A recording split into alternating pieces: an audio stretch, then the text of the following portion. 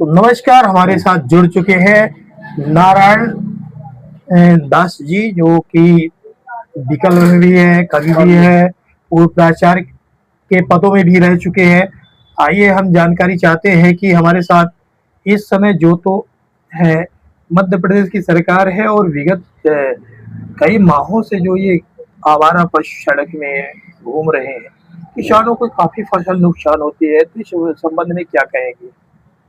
ये जो आवारा पशु घूम रहे हैं, शासन ने कई योजनाएं उनको बनाया बेड़ा के लिए, और पंचायतों में भी राशि भी दिया कि जिनके उनके उनकी सुरक्षा हो सके।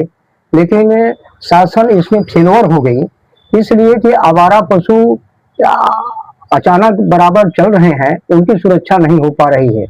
और इससे मुझे ये कहना है कि चाहे कितना भी प्रयास करें, लेकिन जो शासन को नुकसान हो रहा है, जो आवारा पशु उनका जान चला जा रहा है, इनकी व्यवस्था नहीं हो पा रही है, तो इसमें सरकार पूरी तरह से इसमें तब्दीली करके दिख रही है, और अवसर पूर्ण रूप से फेल्योर है, नहीं कर पा रहे। एक बार हम आपका परिचय जानना चाहते हैं दर्शकों के माध्यम, ताकि वो भी देखेंगे। मेरा नाम है नारायण दास शर्मा। मैं 42 वर्षों तक प्राचार्य रहा सरस्वती शिशु मंदिर में, और वर्तमान में अभी रिटायरमेंट के बाद राष्ट्रीय कवि संगम का प्रदेश मंत्री हूँ।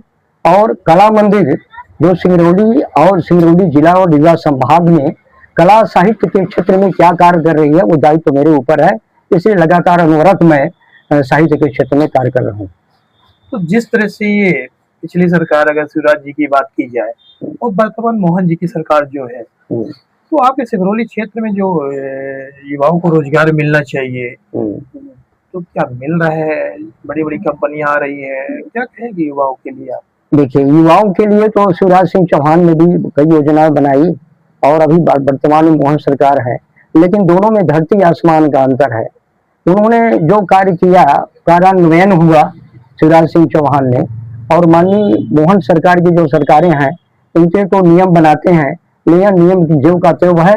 और सरकार से पूरे देश में जो कर्जा लेकर के बांट रहे हैं, उससे जो है पब्लिक को भी बोझ पड़ रहा है, क्योंकि ये सरकार जो भी पैसे देती है वो पब्लिक के पैसा है, इसलिए कुछ जो है बेरोजगारी है वो बढ़ती जा रही है। सड़क के बारे में क्या कहेंगे? जो ये आपकी सीधी और सिंगरौली सड़क बन रही है, कई वर्षों से बन रही है, विगत इसके सांसद बदल गए, लेकिन सड़क क्या परिवर्तन हो पाएगी, बन पाएगी कि नहीं बन पाएगी? देखिए, सड़क तो पहले से भी उनका टेंडर हुआ था, कार्यक्रम चल रहा है, लेकिन जो भी सरकारें आती हैं, जो भी सांसद विधायक हैं, ये तुरंत कहते हैं कि तुरंत बनने वाली है, बंद करके जा रहे हैं। लेकिन पब्लिक के सामने, लोगों के सामने ये दिख नहीं रहा है कि कब तक नहीं बनेगी। कई वर्षों से लगातार आपके जो सांसद हैं, तो भाजपा सरकार, चाहे मध्य प्रदेश की सरकार हो या केंद्र की सरकार है, फिर भी आवागमन में असुविधा होती है क्षेत्रवासियों के लिए। देखिए, केंद्र की सरकार तो राज्य पर सौंपी है, और राज्य के सरकार का दायित्व होता है, और दायित्व उस क्षेत्र के लिए होता है जहां सांसद हो, विधायक हो। और सांसद विधायक के ऊपर जिम्मेदारी दे करके जो टेंडर इशू करके जो सड़क परिवहन की योजना करते हैं, तो ज्यों की त्यों पड़ी है। और उम्मीद नहीं, ईश्वर से प्रार्थना है कि ये कब तक में पूरा हो पाएगा, ये नहीं कहा जा सकता। तो हम चाहेंगे कि हमारा एक किसानों से संबंध, जो किसानों की फसल नुकसानी हुई है, अब काफी वर्षा हुई है क्षेत्रों में, किसान को खाद बीज लेकर आवारा पशु आए दिन परेशान हो रहे हैं, इस पर चिंता करने की आवश्यकता है कि नहीं सरकार? देखिए, अभी तो जहाँ जहाँ कुछ कुछ स्थानों पर जहाँ आवारा पशु जो है आहत हो जाते थे, और हमारे फसलों का काफी नुकसान कर रहे हैं, वो तो दूर नहीं हो पा रही है। लेकिन एक योजना जरूर बनाया है कि कलेक्टर ने पंचायत क्षेत्र में सरपंच को, सेक्रेटरी को, पटवारी को सौंपा है कि ऐसे पशु जो आवारा घूम रहे हैं, उनका बताया जाए कि ये किस व्यक्ति के आवारा पशु हैं, क्योंकि व्यक्ति स्वार्थी हो गया है। आजकल जो खेती का, किसानी का चल रहा है, पहले उन्हीं पशुओं से कार्य चलता था, उन्हीं बैलों से कार्य चलता था, लेकिन आज ट्रैक्टर वगैरह की नई मशीनरी से हो गई है, इसलिए स्वार्थी बनकर उन पशुओं को छोड़ दे रहा है। और शासन से आग्रह किया जा रहा है कि कलेक्टर उनको इस तरह से जिनके पशु आवारा घूम रहे हैं, उनके ऊपर कार्रवाई किया जाए, जिससे कि वो आवारा पशु जो है फसल नुकसान न करें, और उनको बेड़ा वगैरह दे करके उनको बंदिश किया जाए।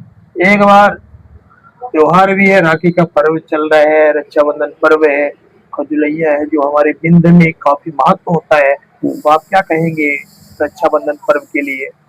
रक्षाबंधन जो है ये अनवरत चलता रहा है। भाई बहन के प्रेम का स्नेह है। भाई के दिलों में बहन का स्नेह बना रहता है और भाई बहन का भाई के प्रति अपने उसके जीवन भर बना रहता है कि हमारा भाई अपने हर कष्टों को सहते हुए प्रभु से प्रार्थना रहती है कि ये बराबर उनके जीवन में स्थान बना रहे और जिससे कि ये त्योहारों का आवागमन बना रहे और हमारे एक दूसरे के हृदय में स्थान बना रहे।